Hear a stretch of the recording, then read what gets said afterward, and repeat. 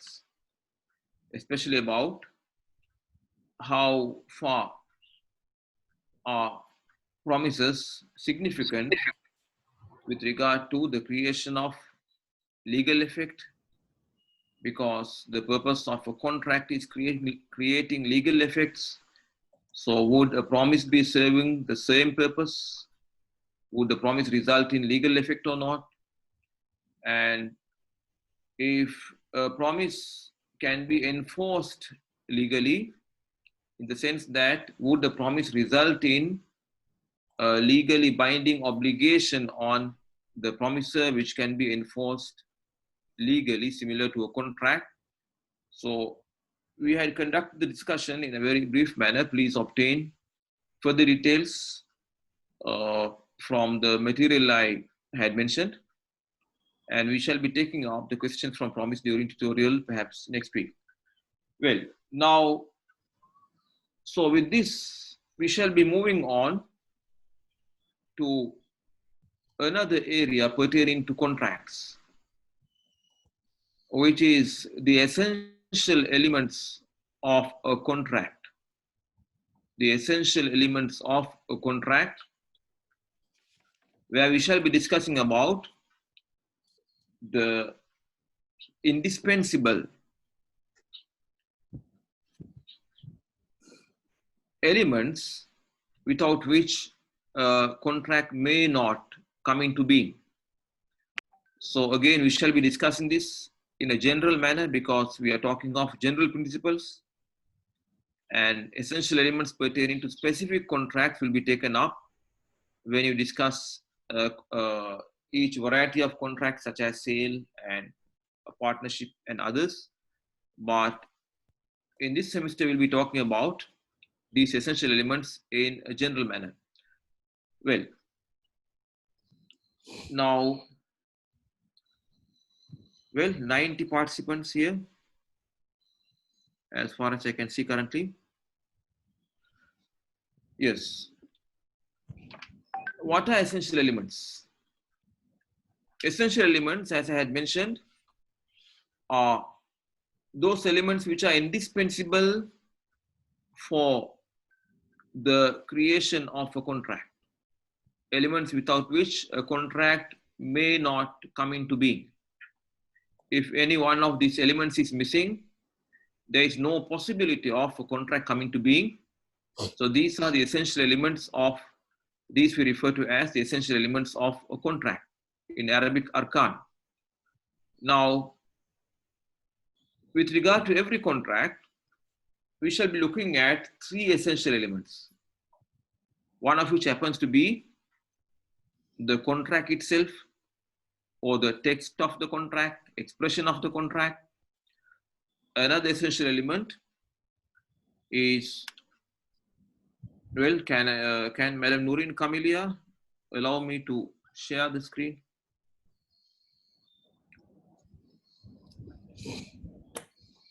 So another element is the subject matter pertaining to which the contract takes place. And the parties who create the contract, they too constitute another essential element. Okay. The expression of the contract, the subject matter of the contract, and the contractors or the parties who create the contract. So we shall be taking up each of these one by one and discuss some of the areas which are relevant to all contracts in general under each of these headings. Well, expression, as we know, is the indication of contractual intent provided by the contractors. We shall take it up first. This is referred to as the sigha in Arabic. You will come across different English terms for this in your reference material, where in some it is referred to as expression, or some others refer to it as the formula or language or text of the contract. All of this refer to what is called sigha in Arabic, which I prefer to call expression. The contractors are the parties who create the contract. The parties who create the contract are contractors. They too have requirements and details about them. Who can create a contract? When does a person become eligible to create a contract? When cannot he create a contract? Or can this eligibility go away due to some reason? This we shall discuss under contractors. And we in Arabic we call this aqidain. Aqidain, or the parties to the contract. Usually there are two, and there can be more in a multilateral contract such as a partnership. And the third essential element is subject matter. Subject matter, or mahallul aqd. Mahallul aqd, the subject of the contract, or the entity on which the legal effects of the contract are reflected, is referred to as subject matter of the contract, such as in a contract of sale, for instance, the goods and the price. Because sale is a bilateral contract where transfer takes place from both parties. So the subject matter comes from both parties, which we usually refer to as goods and price. So both of these come under subject matter in a contract of sale. In a contract of gift, for instance, which again is a bilateral contract, there is a party who gives the gift. There is another party who accepts the gift. They are the contractors. And the subject matter is the entity or item which is gifted. You see? So in all of these contracts, expression is where the parties express and indicate their contractual will and contractual intent to create that contract. Well, now we shall take up expression first. I'll look at the important areas and expression briefly, and after which we can go to discuss about subject matter and the contracting parties. Well, sigha, or expression of contract. Well, we had emphasized a lot about expression under the definition of contract, where we mentioned that the contract is created upon the conjunction of the expressions of the parties. When the offer and acceptance come together in order to form a single entity, now that is what constitutes the contract, and then the legal effect is created on the relevant subject matter, and the rights and obligations come into being. So the expression, or the basis of the creation of the contract, the basis of the creation of the contract is the occurrence of what indicates the intent of the parties to create the contract. This is the basis of the existence of any contract. What is the basis of the existence of any contract? The occurrence of that which indicates the intent of the parties to create the contract. So this indication provided by the parties regarding their contractual will and contractual intent, this is what we call expression. Well, I would very much like to draw something here. At least you can suffice with the drawing I provided before. The contractual intent exists in the minds of the contractors who are creating the contract. Now, the moment they provide an external indication of the contractual intent, And I more than once I mentioned to you, contractual intent is not any vague idea of the of creating the contract anytime in the future. We through contractual intent we mean the intent of creating the legal effects there and then. So when this intent is indicated through an acceptable external means, that means is called the expression. The means through which an indication is provided with regard to the contractual intent in the minds of the parties. The intent that I am hereby creating this legal effect. I am hereby creating this legal effect. It could be legal effect of a sale, it could be legal effect of a gift, it could be legal effect of a partnership, it could be legal effect of an endowment or guarantee. You see? So this intent of creating the legal effect, once given expression to, this is referred to as the contractual expression or the sigha. You see? So we can define sigha as that which emanates from the parties,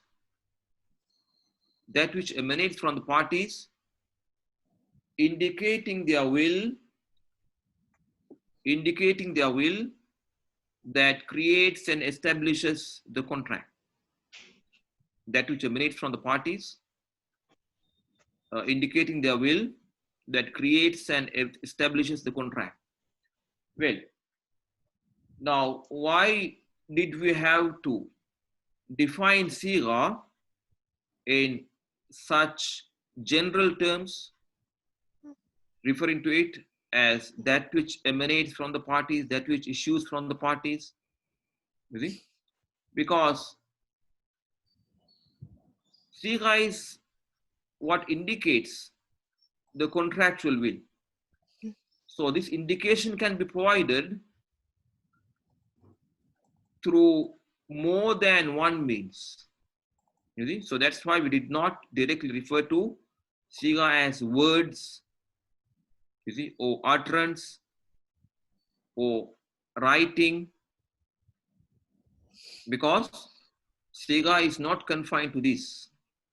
Sigha can take place in several ways. So in order to include and refer to all of them, we had to define sigha in a very general and broad manner, saying that sigha or expression is that which emanates from the parties, you see, indicating their will or intent that creates and establishes the contract. So whatever indication that is provided in a clear and acceptable manner, that can serve the purpose of the sigha. So what are those means? What are those means that can provide an indication of the contractual intent? You see? These means can be several. We call these means modes of expression, modes of sigha. You see? Methods or modes of sigha, you may come across other terms in your books. So modes of expression or modes of sigha can be either verbal utterance, or it can be writing. Writing can serve as sigha expression, indicating the contractual intent of the parties, or it can even be any meaningful sign or gesture, you see, that indicates the contractual intent.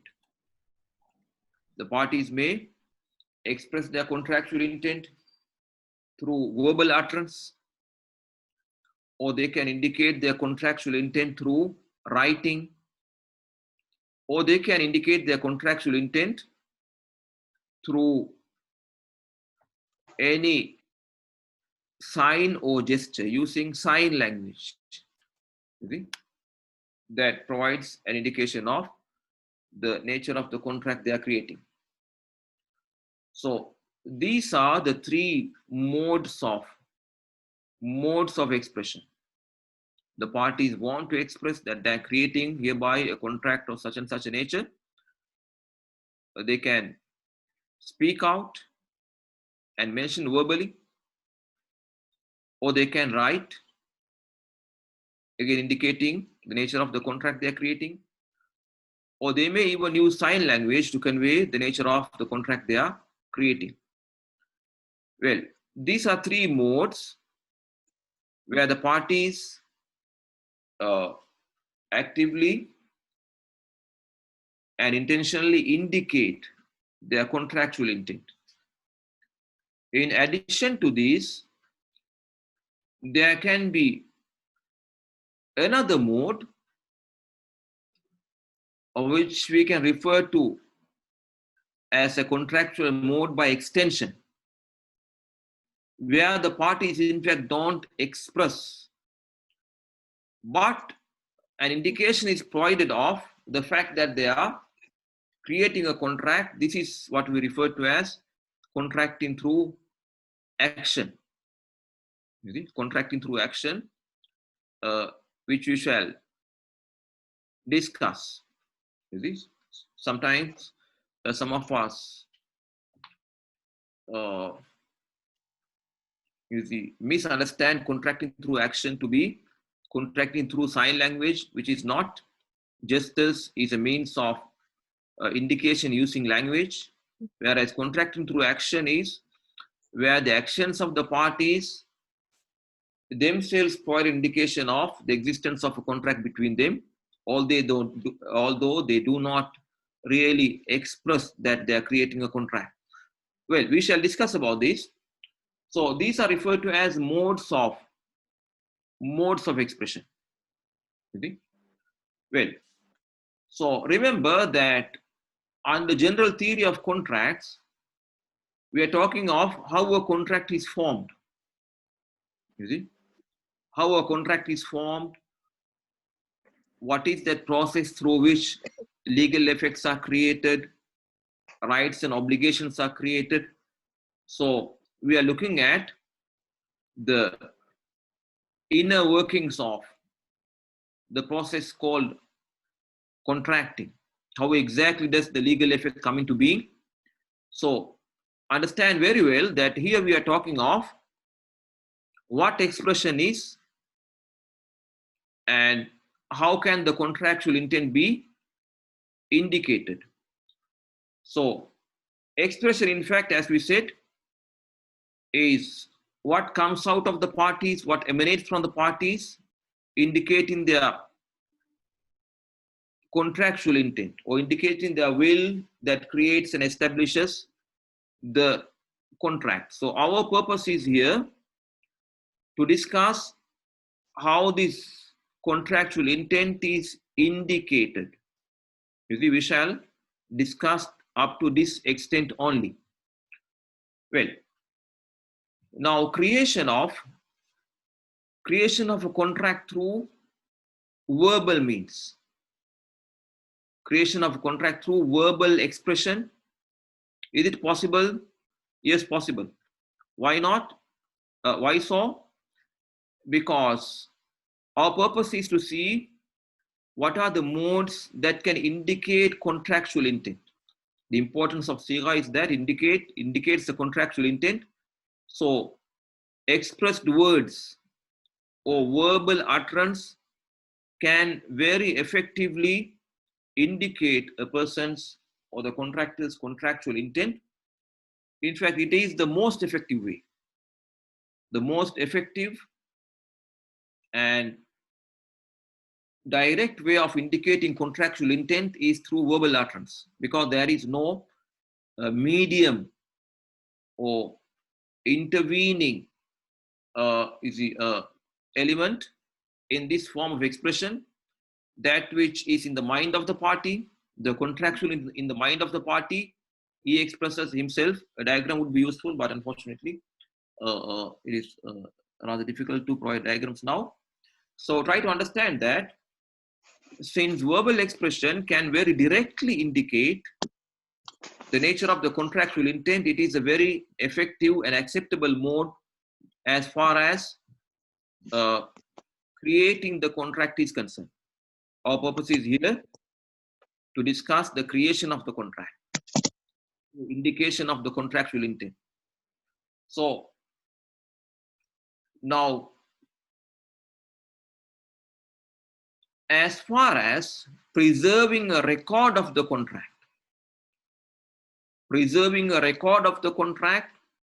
that such and such a contract took place between such and such parties, preserving a record for the purpose of later verification, for the purpose of resolving any dispute that could arise between them. Those are additional aspects which are also important in contracts. But our purpose is not discussing them. Our purpose is to see how exactly how would exactly a contract come into being, and how would the indication of contractual intent be provided, you see, and how would the legal effect be created. So in this sense, the most effective and direct means of providing the contractual indication of the contractual intent is verbal expression. So verbal expression has its you can say negative aspects, such as in this process a record of the contract is not created for later verification. So for this there should be witnesses. If the contract is created through verbal expression, then there should be witnesses for preserving a record of it, or it can be recorded through using technology. That way a record can be preserved. But as far as creation of the contract is concerned, as far as indicating the contractual intent is concerned, it is the most positive, direct, and forceful means, because it provides a very, you can say, effective indication of the contractual intent. And this is the mode most widely used by human beings for creating contracts. You see?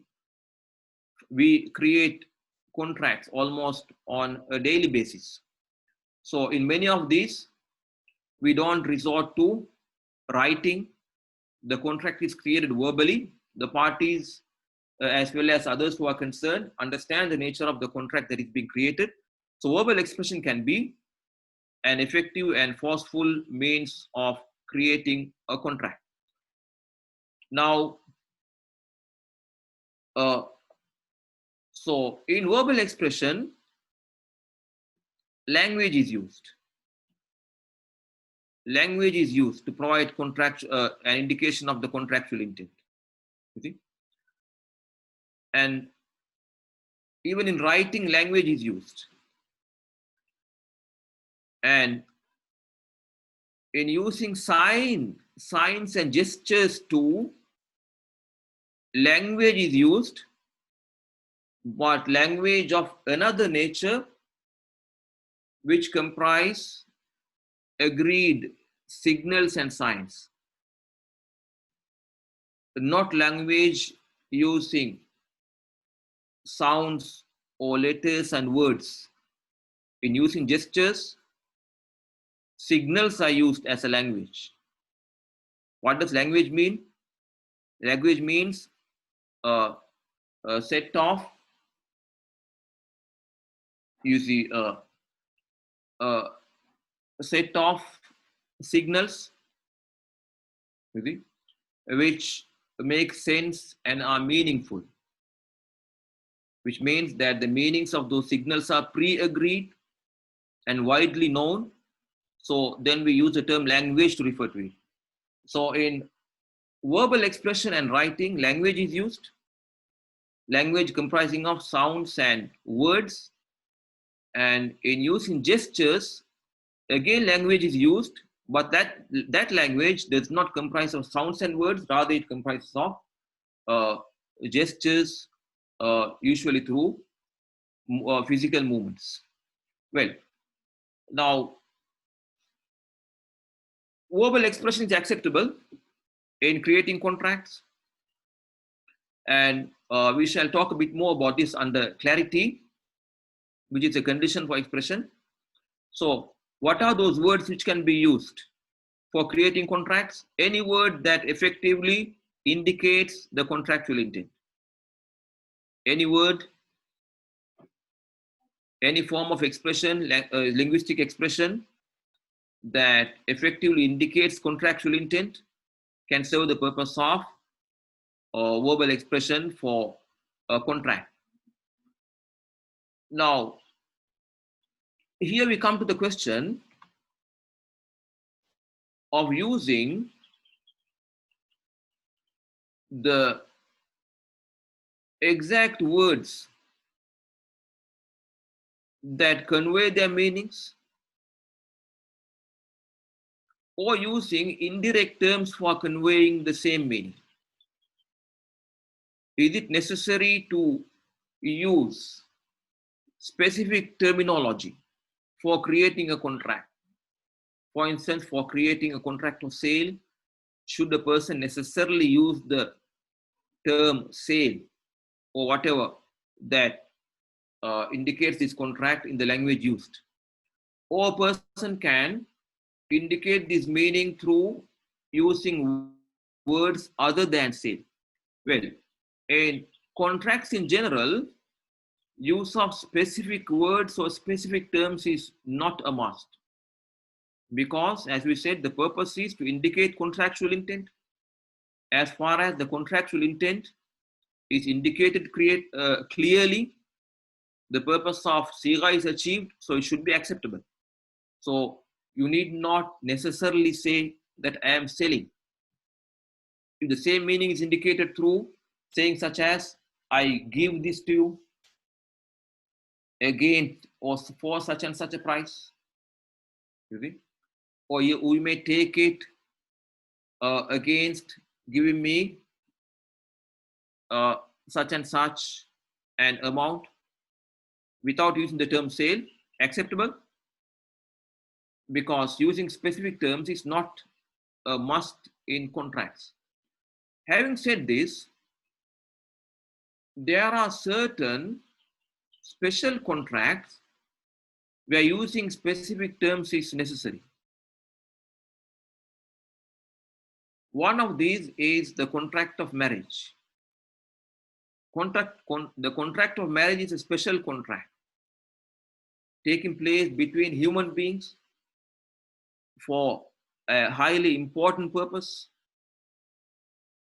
Because of this, in many schools of Islamic law, the contract of marriage may not be created using any term that indicates the meaning. In the Shafi'i school especially, using the specific terminology that refers to this contract is a must in the expression. Okay? In Arabic, it can be using the term nikah or ziwaj if Arabic is used for creating this contract. Or in English, what can be the words? Yes, who can tell me? What are the English terms which could be used for creating a contract of marriage and which indicates the meaning of marriage? Yes, Madam Diana Fatini from section 1, are you here? Yes, sir. Yes. What is the term which you can use in a contract of marriage if you create the contract in English?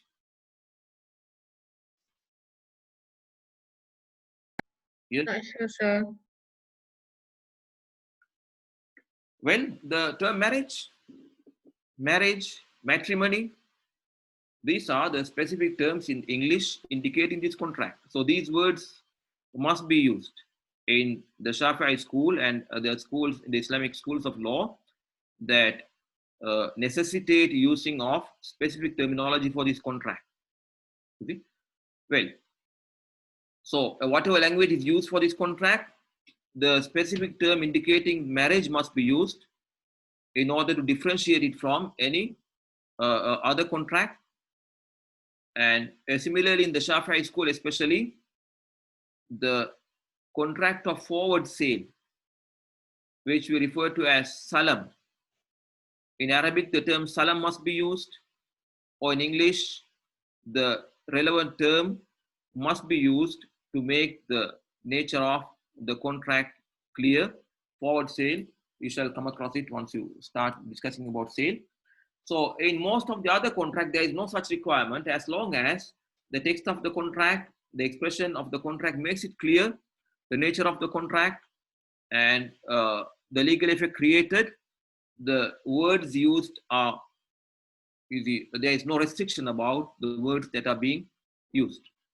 Well, so understand well that our purpose is to discuss creation of the contract and not recording the contract. Recording the contract can take place through many means, through preserving a written record, or through audio record or video record or any other form of record which can come into existence in the future. So recording is another issue. We are talking of creating the contract through expressing contractual intent. Similarly, writing can be another means of expressing contractual intent. Agree? Which means that the parties write to each other. Write to each other indicating their contractual intent. I am hereby creating such and such legal effect. This is not verbally expressed, rather writing is done. You see, people far away from each other, they can create a contract through writing. You see, through letters, no verbal expression there. Only writing is used to create the contract possible. Or you can text or create contracts online, writing is used. You see? So writing has the additional benefit of preserving a record of the contract as well. You see? Which is an additional benefit in writing. But the negative aspect pertaining to writing is it is not as direct as verbal expression in indicating contractual intent. Verbal expression is the most direct means of indicating contractual intent. In writing, at least, there is some intervention of, let's say, pen and paper, you see, or any other means. But it achieves the purpose of expressing intent. And if permanent modes of writing are used, preserving a record of the contract created as well. If not, if you create the contract online, for instance, expression would be achieved, but there would not perhaps be a record of the contract. But if you use pen and paper, or also save the record of the contract online, if you use texting and save the text as well, then there would be expression plus a record of the contract. So writing too can be an effective means of acceptable means of creating a contract. So it is an acceptable mode for creating contracts. But in some schools of Islamic law, if the parties are together, they should not suffice with writing alone for expressing contractual intent. Remember, we are talking of indicating contractual intent. So in the Shafi'i school, for instance, if the parties are together, they should not suffice with writing only. Both contractors are here. They should express verbally as well. There is no reason that prevents them from using a more direct mode. So in addition to verbal expression, yes, they can use writing for creating the contract.